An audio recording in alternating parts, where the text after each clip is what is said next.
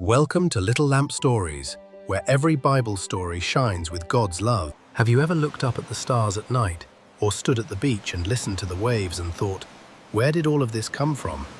Well, long ago, before there were people, animals, oceans, or even sunlight, there was nothing but God. And out of that nothing, God began something amazing. The Bible tells us that in the very beginning, God created the heavens and the earth. He was the main character of the story, the artist, the builder, the maker of everything. And what's so beautiful is that he didn't just make the world randomly. He made it with purpose. He made it good. So let's step into that story together, day by day, and see how God created the world we live in. On the very first day, God spoke. Just think about that. He didn't need tools or machines. He simply said, "Let there be light." And suddenly, light burst into the darkness. Day and night were born. Imagine the first sunrise, the very first sunset. It was the start of time itself. On the second day, God shaped the sky. He made the space between the waters, separating the seas below from the heavens above. That wide, endless blue sky we look at today, that was God's work. Then came day 3. God gathered the waters together so dry land could appear. Hills, valleys, mountains, and deserts stretched out across the world.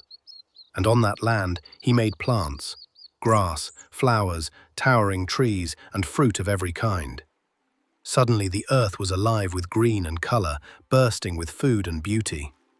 On the 4th day, God placed lights in the sky to mark time, the sun to shine by day, the moon to glow at night, and stars scattered like jewels across the heavens. Billions of stars twinkling, God set every one of them in place. Day 5 was a noisy day. God filled the seas with fish, dolphins, whales, and every creature that swims. Then he filled the skies with birds, sparrows, eagles, parrots, and owls, all flapping, gliding, and singing. On the 6th day, the earth came alive even more.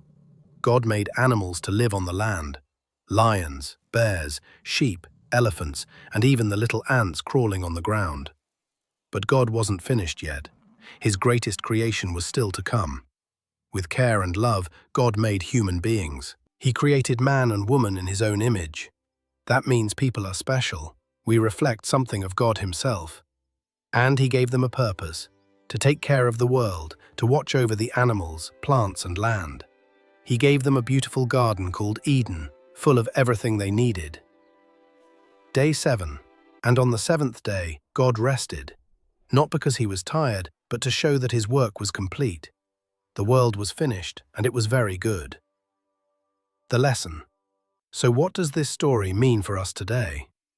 It reminds us that everything we see, the sky, the oceans, the trees, the animals, and even ourselves, was made by God and declared good.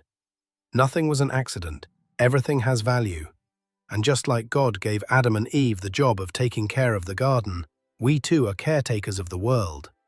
Every time we recycle, protect nature, or treat animals kindly, we are living out that same responsibility. This story isn't just about what happened a long time ago. It's about how we live right now. God made everything good, and he asks us to take care of it.